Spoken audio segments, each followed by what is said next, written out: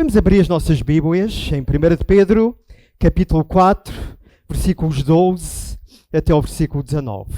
1 de Pedro, capítulo 4, versículos 12 a 19.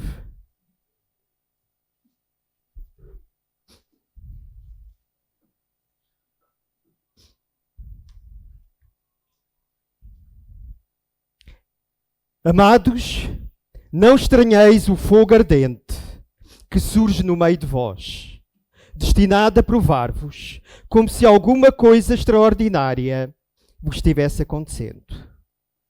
Pelo contrário, alegrai-vos na medida em que sois coparticipantes dos sofrimentos de Cristo, para que também na revelação da sua glória vos alegreis exultando. Se pelo nome de Cristo sois injuriados, bem-aventurados sois, porque sobre vós repousa o Espírito da glória e de Deus. Não sofra, porém, nenhum de vós como assassino, ou ladrão, ou malfeitor, ou como quem se intromete em negócios de outrem. Mas se sofrer como cristão, não se envergonhe disso. Antes, glorifica Deus com esse nome. Porque a ocasião de começar o juízo pela casa de Deus é chegada. Ora, se primeiro vem por nós, qual será o fim daqueles que não obedecem ao Evangelho de Deus? E se é com dificuldade que o justo é salvo, onde vai comparecer o ímpio, sim, o pecador? Por isso, também os que sofrem, segundo a vontade de Deus, encomendem a sua alma ao fiel Criador na prática do bem. Vamos curvar as nossas cabeças e vamos orar. Te agradecemos, ó Deus, pela tua palavra. Te agradecemos pelo privilégio que é sofrermos pelo teu nome. Usa a tua palavra esta manhã em cada coração, para a tua honra e para a tua glória. Em nome de Jesus. Amém. O único sobrevivente do naufrágio chegou a uma pequena ilha deserta. E durante dias aquele homem orava fervorosamente para que Deus o pudesse salvar. Todas as manhãs eu olhava atentamente para o horizonte à procura de ajuda, mas não havia esperança. Exausto pelo tempo, eu construí uma pequena cabana de madeira para se proteger e guardar os poucos pertences a que tinha. No entanto, um dia, enquanto saía para procurar alguma coisa para comer, quando regressou, ele encontrou a sua cabana em chamas, com o fumo a subir até ao céu. O pior tinha acontecido. Tudo o que tinha estava perdido. Ele ficou com dor e raiva e gritou: Deus, como pudeste me fazer isto? No início da manhã seguinte, ele foi acordado por um som do navio que chegava até aquela ilha. O navio tinha chegado para o salvar. Aquele homem pergunta: como é que vocês sabiam que eu estava aqui? O comandante respondeu: nós vimos o sinal do fumo. Nós vimos o sinal do fumo. É fácil ficar desanimado quando acontecem coisas más ou aparentemente más nas nossas vidas. Mas não devemos perder a esperança, porque nesses momentos Deus continua a trabalhar nas nossas vidas, mesmo no meio da dor e do sofrimento. Lembra-te da próxima vez que a tua cabana estiver a arder. Isso pode ser um sinal de fumo que está a invocar a graça de Deus. A primeira epístola de Pedro é escrita pelo próprio Pedro. Ele identifica-se logo no versículo 1, no capítulo 1, como o autor da epístola. Pedro, apóstolo de Jesus Cristo. Os destinatários, Pedro chama de exilados, forasteiros aos estrangeiros, também neste primeiro versículo desta epístola. Estas pessoas eram cidadãos do céu por meio da fé em Cristo Jesus. Portanto, eles não eram ou não tinham residência permanente aqui na terra. Pedro escreve a cristãos em dificuldades. A primeira carta de Pedro é uma carta de encorajamento. Nós observamos o tema do sofrimento ao longo de toda a carta. Mas há um outro tema que acompanha esta carta de 1 de Pedro. E esse é o tema da glória. 1 de Pedro, capítulo 1, versículos 7 e 8, diz: para que, uma vez confirmado o valor da vossa fé, muito mais preciosa do que o ouro perecível, mesmo apurado por fogo, redunde em louvor, glória e honra na revelação de Jesus Cristo, a quem, não havendo visto, amais, no qual, não vendo agora, mas crendo, exultais com alegria indizível e cheia de glória. Versículo 11 também diz: investigando atentamente qual a ocasião ou quais as circunstâncias oportunas indicadas pelo Espírito de Cristo, que neles estava, ao dar de antemão testemunho sobre os sofrimentos referentes a Cristo e sobre as glórias que os seguiriam. Versículo 21, que por meio de Deus tendes fé em Deus, o qual o ressuscitou dentre os mortos e lhe deu glória, de sorte que a vossa fé e esperança está em Deus. E poderíamos continuar. Capítulo 2, versículo 12, fala acerca de glória. O texto que nós lemos e que estamos a estudar esta manhã aborda também o mesmo tema. Capítulo 5, versículo 4, mais uma vez, em primeiro lugar versículo 1, depois o versículo 4, o tema é tratado, e depois nos versículos 10 e 11 deste capítulo 5, Pedro volta ao tema. Um dos encorajamentos que Pedro dá aos santos que sofrem é a certeza que o sofrimento um dia será transformado em glória. O sofrimento um dia será transformado em glória. E isto só é possível porque o nosso Salvador, que sofreu por nós, ele depois entrou na sua glória. A primeira carta de Pedro é uma fonte de consolo para os dias sombrios. É um conforto vindo do céu para aqueles que percorrem os vales escuros da vida. É um revigoramento espiritual para aqueles que sofrem injustiças e provações nesta vida. Pedro escreve aos cristãos da Ásia Menor, perseguidos, desapropriados. E apesar de terem perdido as suas casas, as suas terras, os seus bens, a sua liberdade, estas pessoas caminhavam com os pés no vale, mas o coração estava nos céus. Mesmo quando suportavam o fogo da perseguição, estas pessoas estavam inundadas de uma alegria indescritível. A alegria do povo de Deus não provém das riquezas deste mundo. A alegria do povo de Deus não está até em pequenos momentos de felicidade que podemos ter aqui nesta terra. Não é uma alegria produzida por prosperidade material, mas o resultado de uma herança celestial. O apóstolo Pedro deixa claro que a vida cristã não é isenta de dor. O sofrimento faz parte da jornada do peregrino para o céu.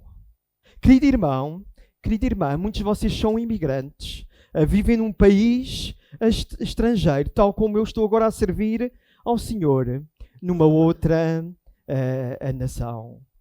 E falando por mim, no meu caso, mesmo que um dia, e eu não quero, mas mesmo que um dia viesse a ter nacionalidade canadiana, os canadianos nunca me iam olhar como um nativo daquela terra. Sempre há coisas que nós não nos identificamos.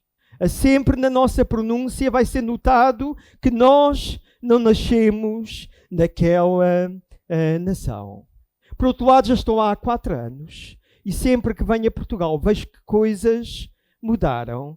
Ainda o ano passado estava a falar com a Beca, quando estivemos aqui. Aí temos aquela sensação que não sabemos se a nossa casa está aqui ou se está lá no Canadá.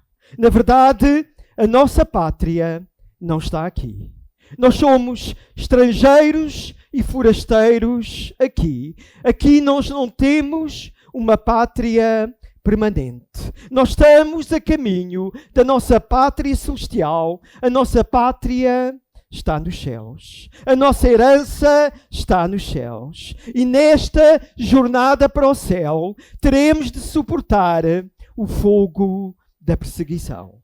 Este fogo só nos pode purificar, mas jamais nos destruir. Nós estamos seguros nas mãos daquele que criou todo o universo. Ele é o Deus que tem poder para nos libertar, para nos fortalecer e nos dar firmeza. Ele é o Deus de toda a graça. Aqui em 1 de Pedro, capítulo 4, versículo 16, é a terceira e última vez que a palavra cristão é usada no Novo Testamento. Se, porém, alguém sofre como cristão, não se envergonhe, mas glorifica a Deus por esse nome. Os cristãos pertencem a Cristo, acreditam em Cristo e comportam-se como Cristo. E viver desta forma convida e invoca o sofrimento. Os verdadeiros cristãos perseveram na fé em Cristo quando o sofrimento chega às suas vidas. O sofrimento é uma realidade na nossa vida. O sofrimento cristão é uma categoria especial de sofrimento. Sofrer como cristão é sofrer por Cristo e como Cristo. Não se pode sofrer como cristão se tu não és um cristão. Mas podes ser um cristão e nunca sofrer como cristão. Já sofreste como cristão? Pedro aborda aqui o tema do sofrimento pela última vez na sua carta. O seu foco não está naquilo ou em como os exilados eleitos iriam sofrer. Ele está apenas preocupado com as razões do sofrimento e qual a resposta que os crentes darão às provas que virão sobre as suas vidas. O que é o sofrimento cristão? Primeiro ponto, um sofrimento alegre. Um sofrimento alegre. Versículo 12 diz: Amados, não estranheis o fogo ardente que surge no meio de vós, destinado a provar-vos, como se alguma coisa extraordinária vos estivesse acontecendo.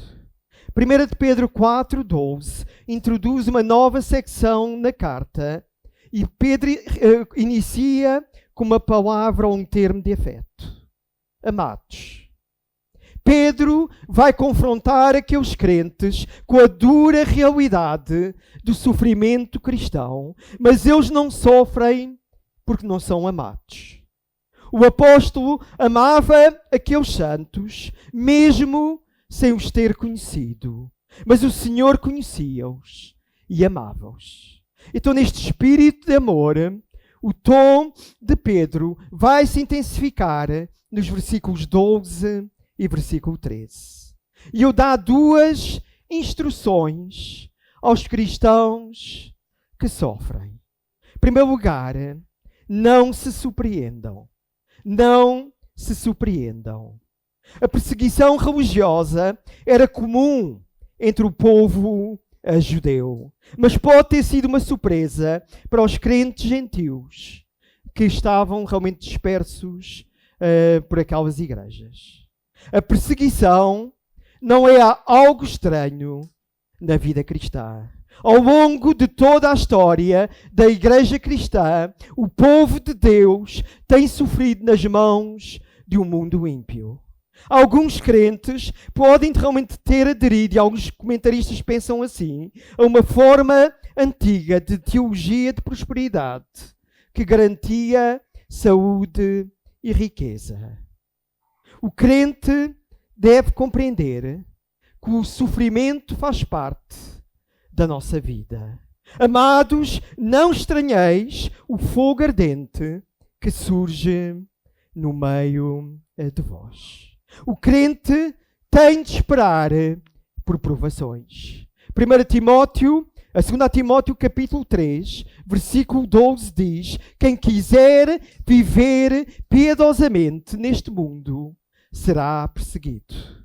1 João 3,13 diz: irmãos, não vos surpreendais se o mundo vos odeia. Surpreender aqui, ou estranhar, depende da versão que vocês tenham, indica mais do que um simples choque inicial. A palavra aqui no grego sugere desilusão. Uma sensação que as expectativas foram frustradas, que pode resultar num amargo ressentimento. Pedro diz para não ficarem surpreendidos quando a provação ardente chegar às suas vidas. No Antigo Testamento, o fogo simbolizava a santidade de Deus. O fogo no altar consumia o sacrifício.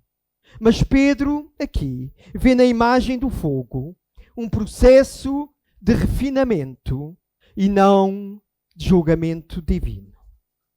Poucos anos depois desta carta ser escrita, Nero ia culpar os cristãos pelo incêndio de Roma. Os corpos dos cristãos seriam literalmente tochas de fogo a iluminar aquela cidade. O processo queima, mas o propósito beneficia. O sofrimento é a escola de Deus na qual nós somos treinados para os grandes embates da vida. Os professores testam os alunos, o sofrimento testa os cristãos. Na sala de aula do sofrimento, o nosso trabalho é provado. O Senhor conhece a nossa nota. É no vale do sofrimento que nós aprendemos as maiores lições da vida. O fogo ardente, o fogo da fornalha, é o lugar onde o metal é purificado. O fogo apenas destrói a escória, enquanto purifica ainda mais o metal.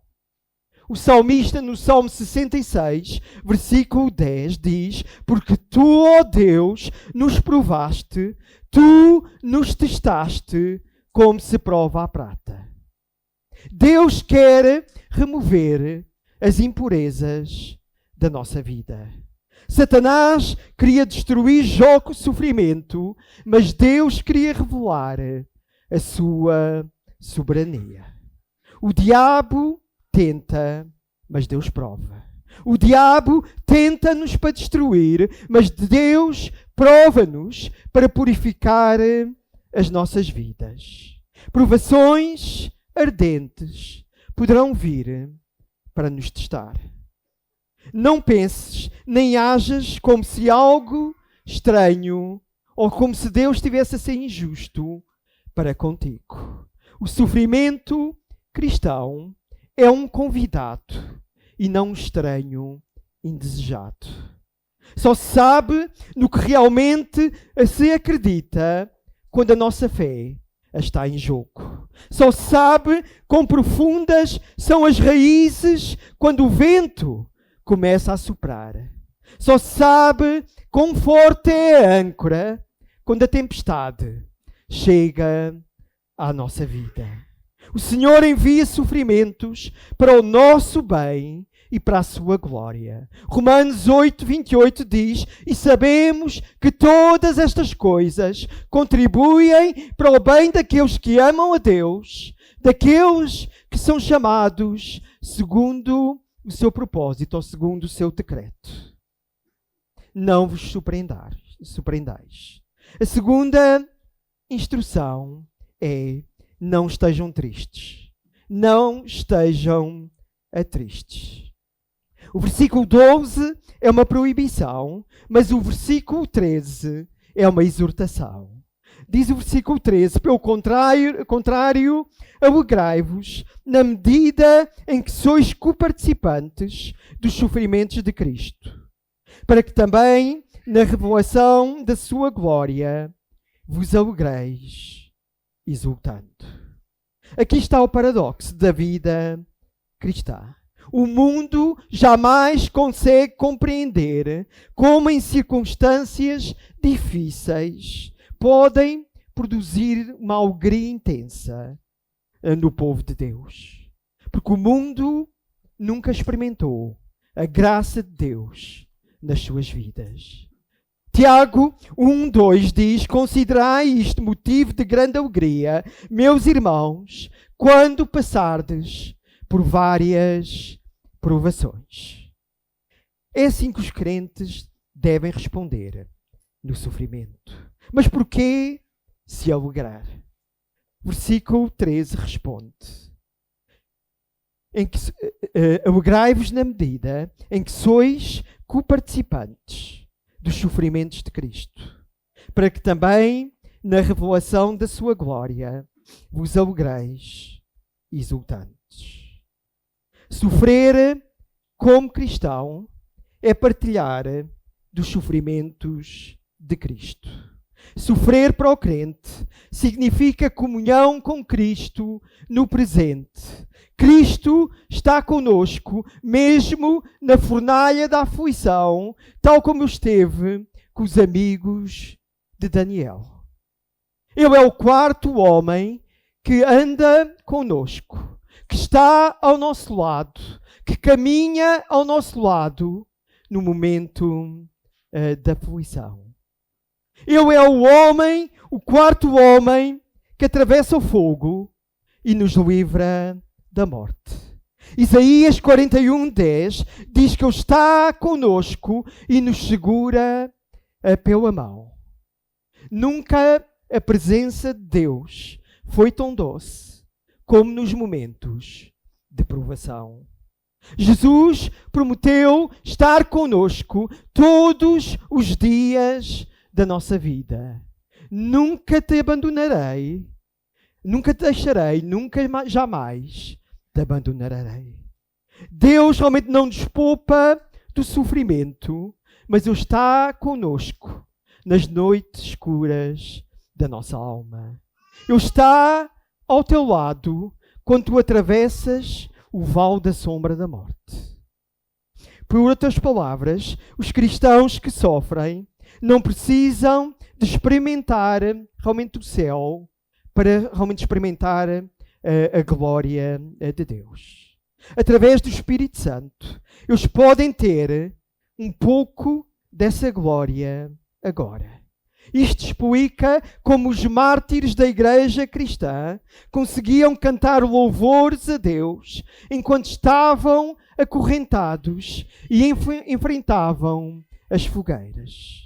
Isto explica como os cristãos perseguidos nos dias de hoje, e há muitos por este mundo fora, podem ir para a prisão e enfrentar a morte sem se queixarem nem reclamarem contra os seus inimigos.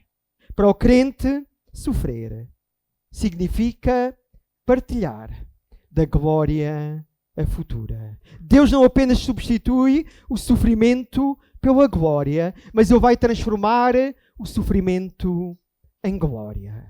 Precisamos olhar para o sofrimento presente através das lentes da glória futura.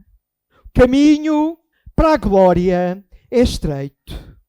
Há espinhos, há uma cruz que temos que carregar, há dor que nós temos a que enfrentar. Paulo dizia em Romanos capítulo 8, versículo 18, os sofrimentos do tempo presente não são dignos de serem comparados com as glórias futuras que serão reveladas em nós. O mesmo Paulo em 2 Coríntios capítulo 4, versículo 17, ele dizia que a nossa leve e momentânea aflição produz para nós um peso eterno de glória, além de toda a comparação. No céu, as nossas lágrimas serão enxugadas. A nossa dor irá passar. No céu não haverá luto, nem choro, nem dor. E esta é a grande esperança do cristão. O céu vai nos explicar todo o mistério do sofrimento. João 15, 20, Jesus dizia: lembrai-vos da palavra que vos disse. O servo não é maior do que o seu senhor. Se me perseguiram, também vos perseguirão. O mundo persegue os cristãos quando vê Cristo em nós. O sofrimento cristão é comunhão cristã, porque o sofrimento aproxima-nos de Cristo. E quando isto acontece, devemos nos regozijar. A glória de Cristo realmente está oculta na terra e será revelada no dia em que o nosso Salvador voltar aqui a esta terra. E vamos partilhar com Ele da sua glória.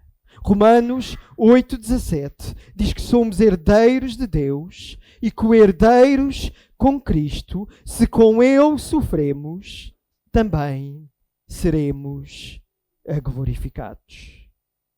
A alegria agora conduz a uma alegria muito maior mais tarde. Haverá glória após o sofrimento. Em 1992, muitos anos atrás, eu tive que servir no exército português. A tropa era obrigatória, não tinha opção, tinha mesmo a que ir. E às 14 horas, todos os dias da semana, ao fim de semana, passava há poucos fins de semana, não me recordo se havia isto ou não, mas todos os dias da semana sei que havia. Às 14 horas havia uma inspeção ao exército. O capitão da companhia examinava realmente as suas tropas e passava à nossa frente como seus soldados. Não sei porquê, mas desde o primeiro dia que eu entrei ali, era o quartel de Mafra, todos os dias, eu tinha que encher.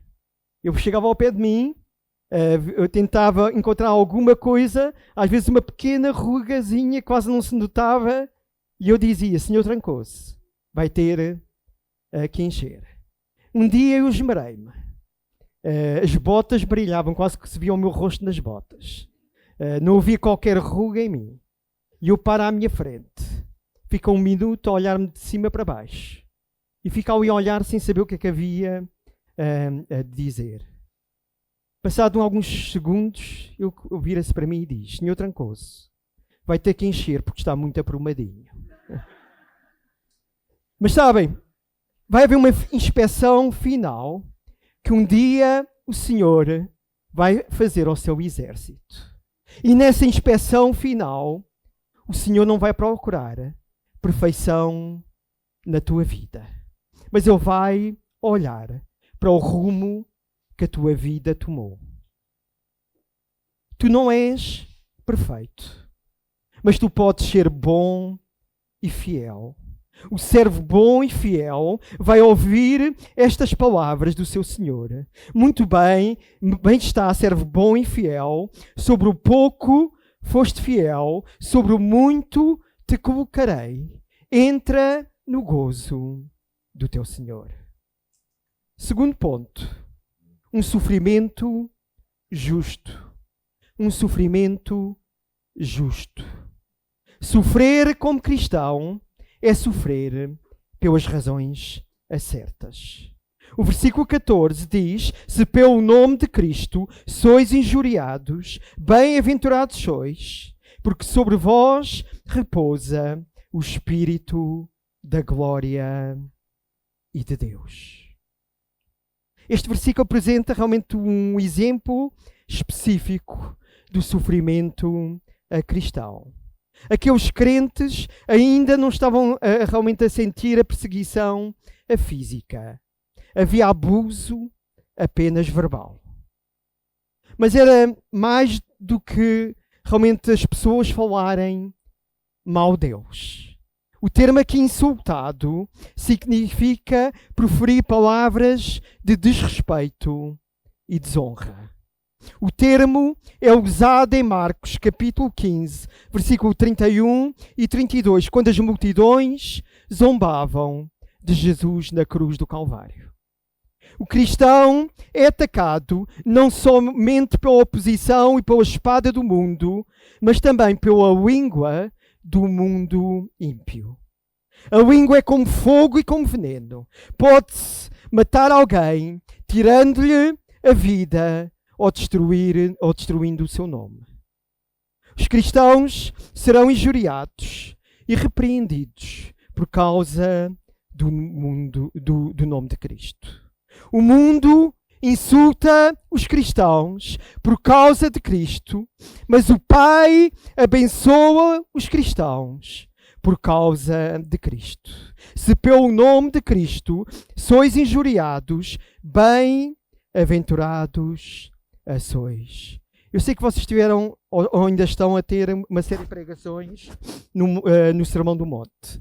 E em Mateus capítulo 5, versículos 11 e 12 diz: bem-aventurados sois vós quando vos injuriarem e perseguirem, e por minha causa proferirem falsamente contra vós todo o tipo de mal. Alegrai-vos e exultai, pois a vossa recompensa é grande no céu, pois assim perseguiram os profetas que vieram antes de vós. Jesus prometeu bênçãos futuras quando fores insultado por causa do seu nome. 1 de Pedro anuncia uma bênção no tempo presente. Bem-aventurados sois, porque o Espírito da glória e de Deus repousa sobre vós. Quando o mundo te insulta, a glória de Deus repousa sobre ti por meio do Espírito de Cristo. Todos os três membros da Trindade trabalham nessa hora para dar força, conforto e segurança quando sofres por Cristo. Mas no versículo 15, Pedro fala de um sofrimento que os crentes precisam evitar. Não sofra, porém, nenhum de vós como assassino, ou ladrão, ou malfeitor, ou como quem se intromete em negócios de outrem. Evita o sofrimento pecaminoso. Este versículo registra um forte contraste. Nós não podemos controlar a realidade do sofrimento, mas nós podemos controlar a razão do sofrimento. Gálatas 6:7 diz: não vos enganeis, com Deus não se zomba, não se deixa escarnecer, pois tudo o que o homem semear, isso também ceifará. Certifica-te que estás a carregar a cruz e não a ceifar a tua colheita. Evita o sofrimento vergonhoso. Versículo 16 diz: mas se alguém sofre como cristão, não se envergonhe disso, mas glorifique a Deus nesse nome. Podes fazer o mal e sofrer, mas podes também fazer o bem e sofrer. Nem todo o sofrimento é uma prova de fogo vindo do Senhor. Se um cristão professo infringir a lei e se meter em problemas, então deve sofrer. O facto de sermos cristãos não é uma garantia que vamos escapar às consequências dos nossos erros. Nem todo o sofrimento é vontade de Deus. E nem todo o sofrimento glorifica a Deus. Há sofrimentos causados pelos nossos próprios desejos pecaminosos. O crente precisa perguntar: por que é que eu estou a sofrer? Estou eu a glorificar a Deus? Estou eu a tentar ganhar os perdidos? Se sofres como cristão, não tem vergonhas. Há muitas coisas das quais nós nos devemos envergonhar. Filipenses 3,19, Paulo descrevia os inimigos da cruz de Cristo como aqueles que se gloriam na sua própria vergonha. Não te envergonhes de nenhuma dificuldade que venhas a sofrer por estares a seguir a Cristo. Glorifica a Deus. Atos 5,41 diz: então saíram da presença do Sinédrio, regozijando-se por terem sido considerados dignos de sofrer por causa do seu nome. Terceiro ponto: um sofrimento limitado. Um sofrimento limitado. Quem sofre normalmente debate-se com duas perguntas. Porquê eu? Porquê eu? E por quanto tempo? Porquê eu?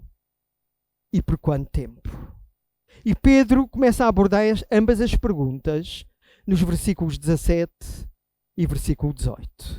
Estes versículos estabelecem um contraste. O versículo 17 diz: porque a ocasião de começar o juízo pela casa de Deus é chegada. Ora, se primeiro vem por nós, qual será o fim daqueles que não obedecem ao Evangelho de Deus? A santidade é um dos atributos que define a natureza de Deus. O seu amor é santo e Deus não pode ignorar o pecado, mesmo na vida dos seus filhos. Assim, há momentos que o julgamento pode chegar à casa de Deus. Romanos 8,1 diz que nenhuma condenação há para aqueles que estão em Cristo Jesus. O julgamento sobre a casa de Deus não é um julgamento punitivo, mas é um julgamento purificador. A Igreja Católica Romana ensina um estado intermediário entre a morte e o céu para purificar os cristãos, chamado purgatório. E esta não é uma doutrina bíblica.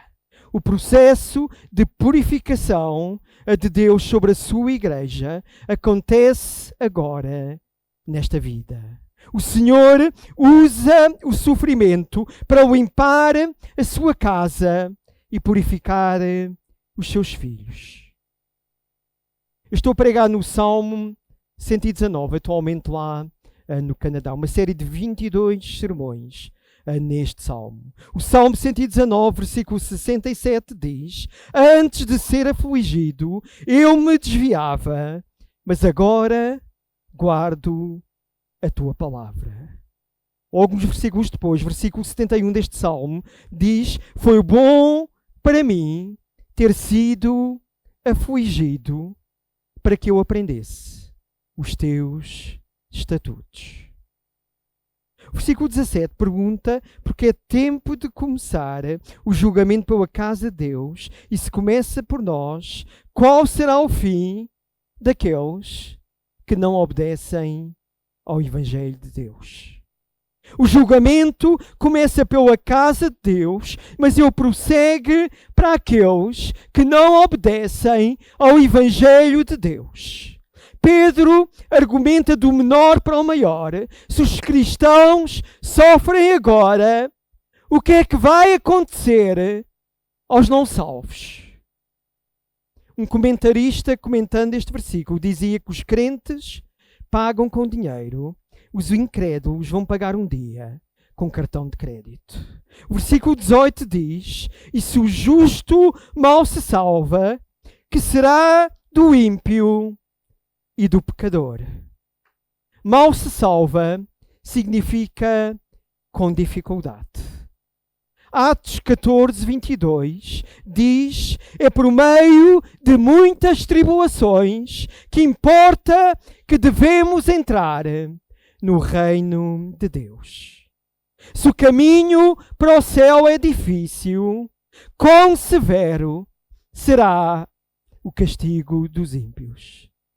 E se estás aqui esta manhã sem Cristo, as Escrituras dizem que ao homem está ordenado morrer uma única vez, vindo depois disso o juízo. Tu não vais ter hipótese alguma perante o tribunal dos céus. Sem Cristo, tu estás totalmente perdido. Tu precisas correr para a cruz de Cristo, olhar para aquela cruz, vendo Jesus morrer no teu lugar, pelos teus pecados, e depositar a fé em Jesus. O sofrimento é limitado.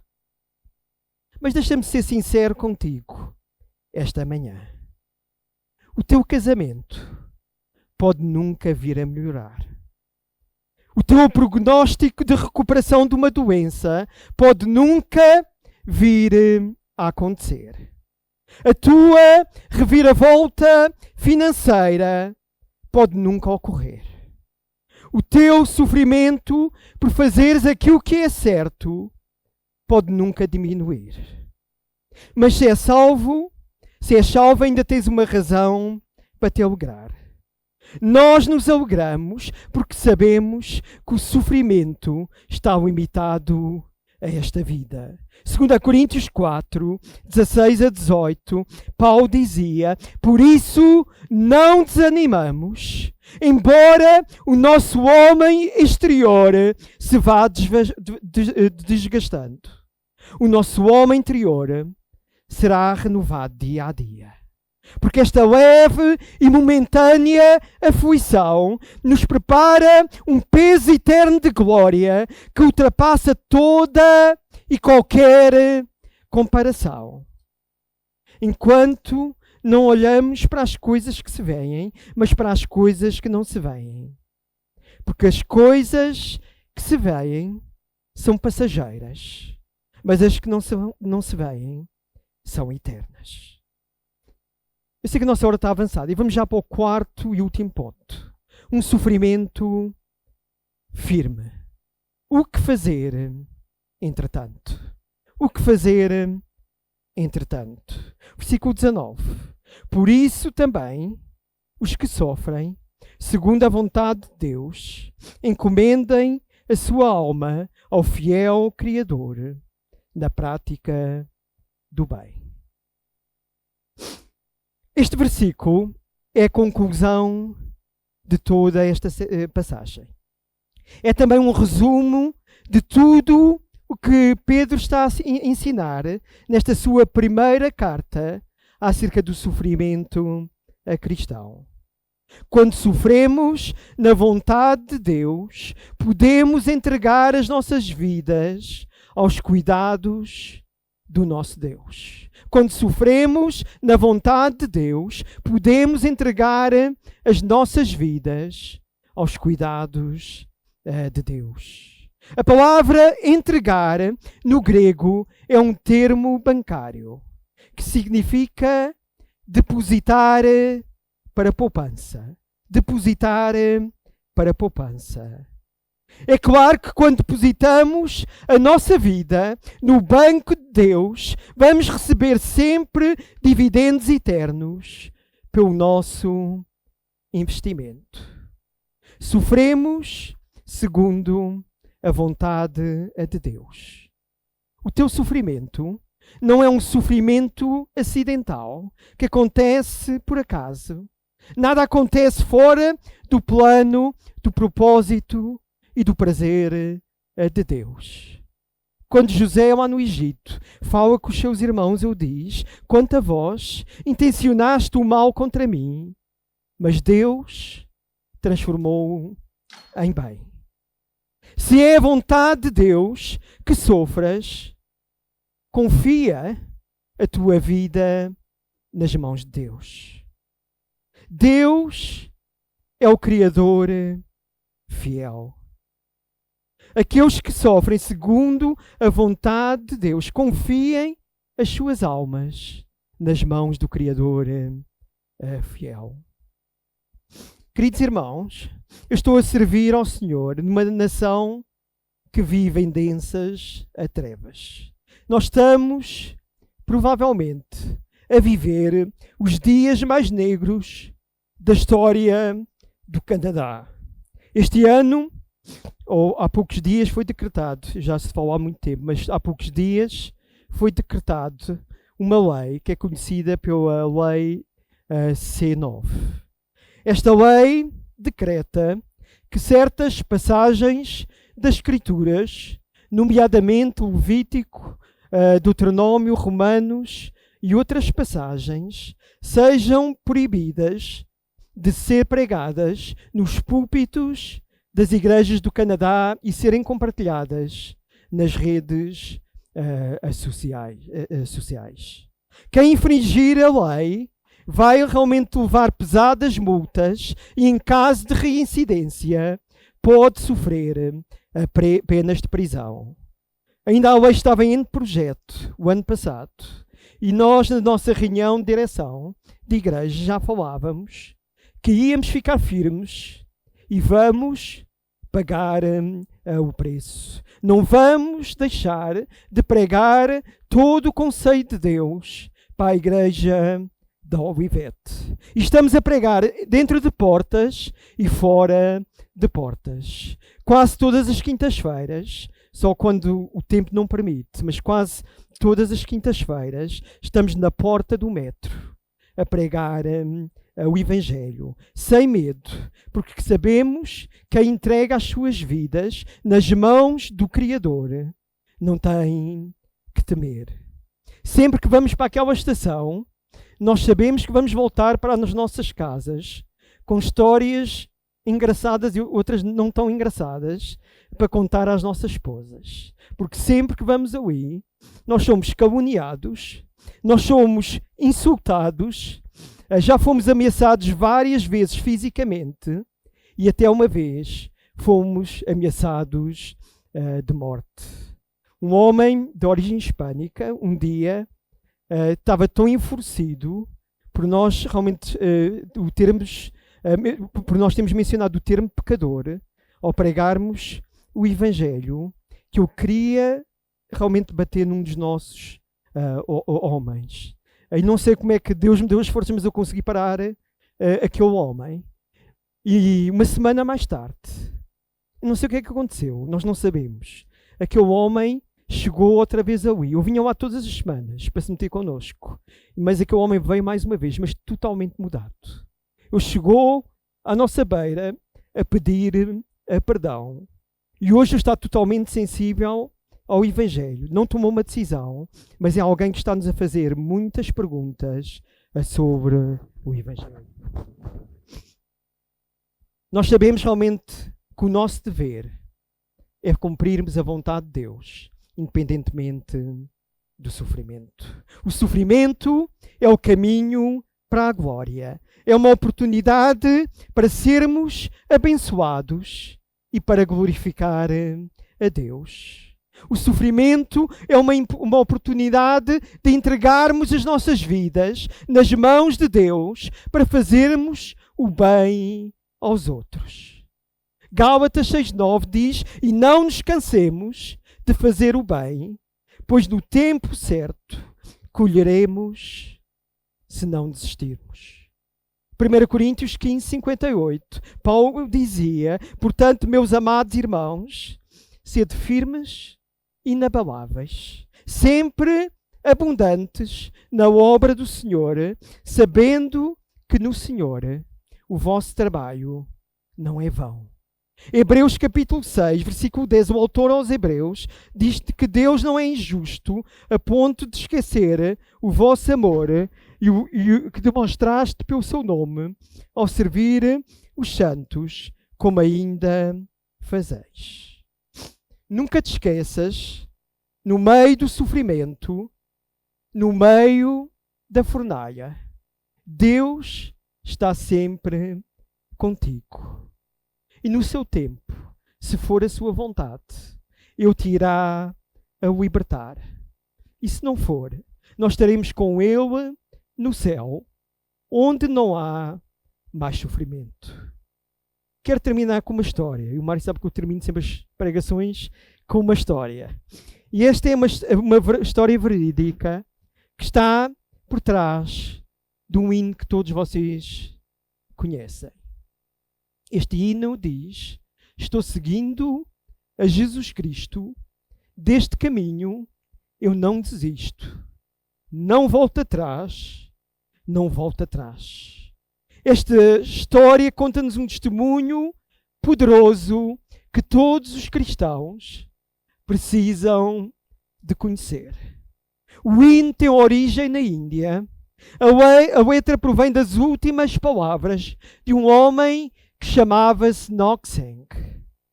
Este homem era originário da tribo Garo em Assam. E hoje é um hino daquela tribo, um hino de resistência à perseguição. O grande avivamento do país de Gauss, há cerca de 150 anos, levantou muitos missionários. E como resultado, o Evangelho chegou ao nordeste da Índia, através de alguns desses missionários. A região, que na altura fazia parte de Assam, tinha centenas de tribos agressivas.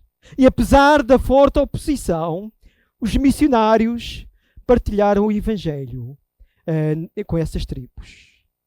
Um Deus partilhou o Evangelho com este homem, Nokseng. Ele partilhou o Evangelho com Nokseng, a sua esposa e os seus 2 filhos. E todos receberam a Jesus como seu Salvador. E como resultado da conversão desta família, muitos outros daquela tribo começaram a chegar também à fé. E ao ouvir isto, o chefe da aldeia, furioso, reuniu todo o povo. Ele chamou Nokseng e exigiu-lhe que renegasse a fé ou enfrentasse a morte. Tocado pelo Espírito de Deus, Nokseng respondeu: estou seguindo a Jesus Cristo. Não volto atrás. Não volto atrás. O chefe furioso ordenou que os seus 2 filhos fossem mortos. E os rapazes morreram naquele mesmo instante. Mais uma vez, ele exigiu que Nokseng renegasse a sua fé se quisesse poupar a vida da sua esposa. Mas Nokseng respondeu: mesmo que ninguém se junte a mim, ainda assim seguirei. Não volto atrás, não volto atrás. A esposa de Nokseng também morreu ali na sua frente. Então o chefe pediu-lhe pela última vez que renegasse a fé para que vivesse.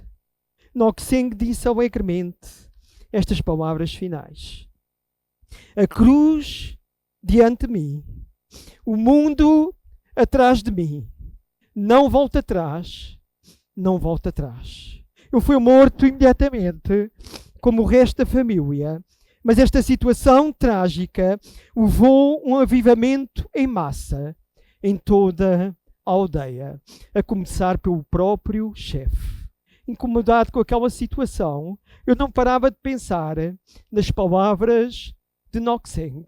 E naquela mesma noite, eu fui procurar um daqueles missionários e pediu-lhe para compartilhasse aquela mensagem. E este chefe converteu-se. E com ele, toda a aldeia. Eu perante a aldeia, o Espírito Santo realmente tocou na sua vida e ele confessou: eu também pertenço a Jesus Cristo. As últimas palavras deste homem, Ngoc Seng, foram transformadas numa música que cantamos em todas as igrejas à volta do mundo. Queridos irmãos e irmãs, mesmo que possam chegar dias em que mais ninguém queira seguir a Jesus, mesmo que sejamos ameaçados de morte ou prisão, que tenhamos a coragem de dizer: não volto atrás, não volto atrás. Vamos orar. Pai, te agradecemos pela tua palavra, te agradecemos pelo sofrimento que envias à nossa vida, porque sabemos que tu tens um propósito de purificar as nossas vidas, de retirar as impurezas, para que possamos glorificar o teu nome.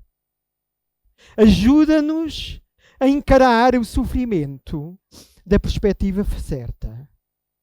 E mesmo que tenhamos de pagar o preço, de dar as nossas vidas neste mundo, que quer pela nossa vida, quer pela morte, o teu nome possa ser glorificado.